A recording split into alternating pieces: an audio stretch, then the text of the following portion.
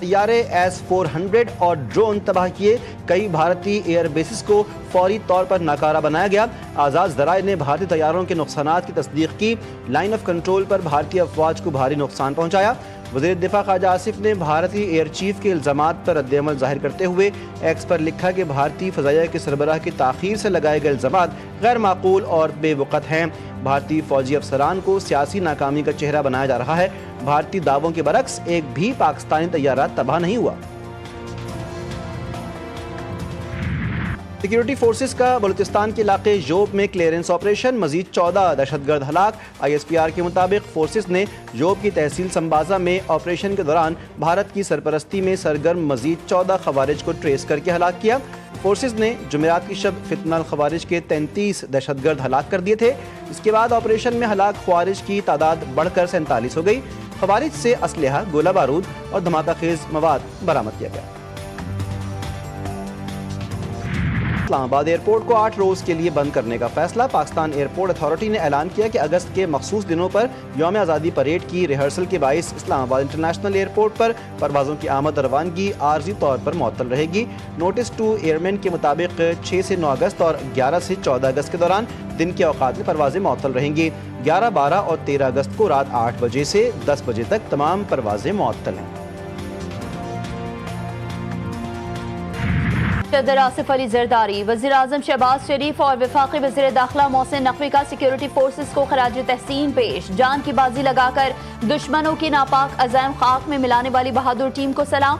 سیاسی رہنماؤں کا کہنا تھا کہ پوری قوم دہشت گردی کے خلاف جنگ میں بہادر فورسز کے ساتھ متحد ہے اور ملک سے دہشت گردی کے مکمل خاتمے کے لیے پرعزم ہے.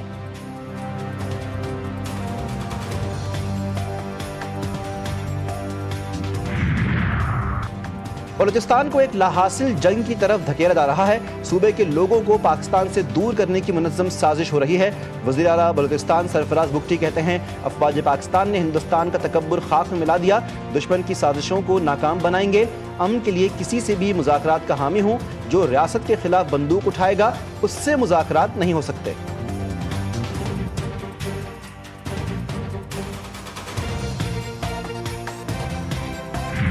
پاکستان کو عالمی سطح پر تنہا کرنے کی کوششیں ناکام. بھارت کو بین الاقوامی دباؤ اور تجارتی تنازعات کا سامنا. مودی سرکار کو چین، روس اور برازیل کے ساتھ تعلقات مضبوط کرنے میں بھی ناکامی. سرحدی جھڑپوں اور امریکی اضافی ٹیکس کی وجہ سے بھارت کی خارجہ پالیسی میں بڑی تبدیلیاں متوقع. عالمی سیاست میں بھارت کی کمزوری اور پاکستان کی خود مختاری پر اثرات. گزشتہ جنگ میں ٹرمپ نے پاکستان کو بھارت کے برابر لا کھڑا کیا. بھارتی وزیر اعظم نریندر مودی تسلیم کرنے پر مجبور ہو گئے کہ امریکہ سے تجارتی تنازع نقصان کا باعث ہو سکتا ہے. امریکی صدر کے بھی پاک بھارت جنگ کے قصے. ڈونلڈ ٹرمپ نے کہا کہ دونوں ایٹمی ملکوں میں جنگ میں نے رکوائی. دونوں کو لڑائی نہیں تجارت کرو کا مشورہ دیا. آذربائیجان اور آرمینیا میں جنگ بندی کا کریڈٹ بھی لے لیا. دونوں ملکوں کے درمیان معاہدے پر دستخط. امریکی صدر نے کہا کہ آذربائیجان اور آرمینیا تجارت اور معیشت کو ترجیح دیں گے. توانائی، تجارت اور ٹیکنالوجی میں 2 طرفہ معاہدہ ہوگا. میں جنگیں نہیں چاہتا، امن اور تجارت چاہتا ہوں. روس سے ڈیل آخری مرحلے میں ہے. صدر پیوٹن اور زیلنسکی سے جلد ملاقات ہوگی. روس اور یوکرین اب امن چاہتے ہیں. وزیر اعظم امریکی صدر کے دلدادہ ٹرمپ کی قیادت اور عالمی امن کے فروغ میں کردار کی تعریف. آذربائیجان اور آرمینیا کے درمیان تاریخ امن معاہدے کا بھرپور خیر مقدم. شہباز شریف کا خطے میں دیرینہ تنازعات کے خاتمے، استحکام، ترقی اور تعاون کے نئے دور کے آغاز پر زور. کہا معاہدہ امن، استحکام اور تعاون کے نئے دور کا آغاز ہے. پاکستان امریکہ کی سہولت کاری کو سراہتا ہے. دونوں ممالک کے درمیان تنازعات دہائیوں سے چل رہے تھے. امریکی صدر نے فریقین کو قریب لانے کے لیے معاہدہ کروانے میں مدد دی.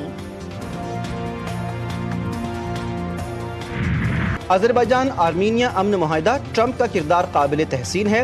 وزیر دفاع خواجہ آصف نے ایکس پر پیغام میں کہا پاک بھارت جنگ بندی بھی صدر ٹرمپ کی کوششوں سے ممکن ہوئی.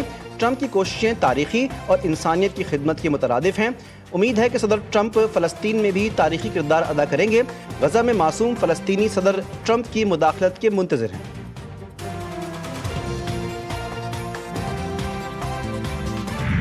اسرائیل کے غزہ سٹی قبضے کے منصوبے پر عالمی سطح پر کڑی تنقید. اقوام متحدہ، یورپ، چین اور متعدد ممالک کے سخت مذمت۔ برطانیہ، Australia, Germany, Italy, New Zealand کے خارجہ وزراء نے مشترکہ طور پر کہا کہ یہ اقدام بڑی تباہی لائے گا۔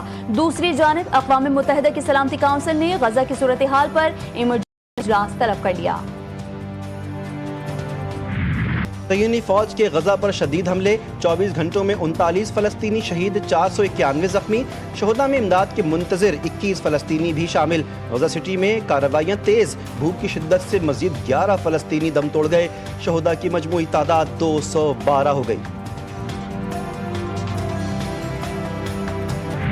وزیر اعظم سے پاکستان میں تعینات سعودی عرب کے سفیر نواف بن سعید المالکی کی ملاقات میں خطے کی حالیہ پیش رفت پر بھی تبادلہ خیال۔ سعودی سفیر نے سرمایہ کاری فورم میں شرکت کا دعوت نامہ پیش کیا۔ شہباز شریف نے دعوت قبول کر لی۔ وزیر اعظم کا خادم حرمین شریفین اور ولی عہد کے لیے نیک خواہشات کا اظہار۔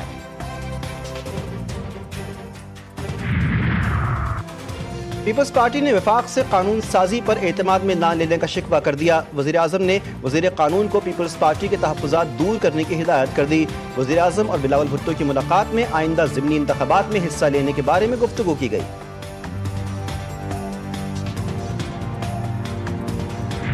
پانی پی ٹی آئی کی 9 مئی کیسز میں ضمانت کی اپیلیں سماعت کے لیے مقرر۔ سپریم کورٹ کا 3 رکنی بینچ اپیلوں پر 12 اگست کو سماعت کرے گا۔ Chief justice of Pakistan Yahya Afridi bench کی سربراہی کریں گے۔ رجسٹرار آفس نے 8 اپیلوں پر سماعت کی کاز لسٹ جاری کر دی۔ انسداد دہشت گردی عدالت لاہور کا جناح ہاؤس حملہ، عسکری ٹاور اور شادمان جلاؤ گھراؤ کیس میں اہم اور سخت فیصلہ۔ پی ٹی آئی رہنما عمر ایوب کی عبوری ضمانتیں خارج۔ عدالت نے حفاظتی ضمانت کے بغیر پیشی کی مکمل پابندی عائد کر دی۔ ملزم کو فوری طور پر عدالت کے سامنے سرنڈر کرنے کی ہدایت۔ وکلا کی 1 روزہ حاضری معافی کی درخواست مسترد۔ میں نے پہلے دن کہا تھا کہ ہم 5 سیٹیں ہمیں دے دیں، اب 6 سیٹ حکومت جیتی ہے، 5 سیٹیں سینٹ میں ہم لے کے گئے ہیں۔ ان میں بھی ایک ہمارا ہے، جب ہمیں ضرورت پڑے گی ہمیں ووٹ کرے گا، اس کو میں بھی نام نہیں لینا چاہتا۔ جب بھی حکومت کو ضرورت ہوگی، ہماری پارٹی اتحادی کو ضرورت ہوگی تو 6 ووٹ اب جو آئے ہیں تو 6 ہمارے ہوں گے اور 4 ان کے ہوں گے۔ تو لہٰذا میں کوئی حکومت گرانے کی سازش کسی کے ساتھ بھی نہیں کر رہا ہوں۔ اگر ایوان میں ہمیں ایک رکن کی بھی اکثریت حاصل ہوئی تو کے پی حکومت گرا دیں گے۔ اس وقت کسی حکومت کو گرانے کی سازش نہیں کر رہے۔ گورنر خیبر پختونخوا فیصل کریم کنڈی نے کہا پی ٹی آئی والے عدالتوں سے ریلیف لیں، انہیں این آر او نہیں ملے گا۔ 9 مئی کے ذمہ داران کو سزا ملنی چاہیے اور جن لوگوں نے غلط کام کیے ہیں وہ سزا بھگتیں گے۔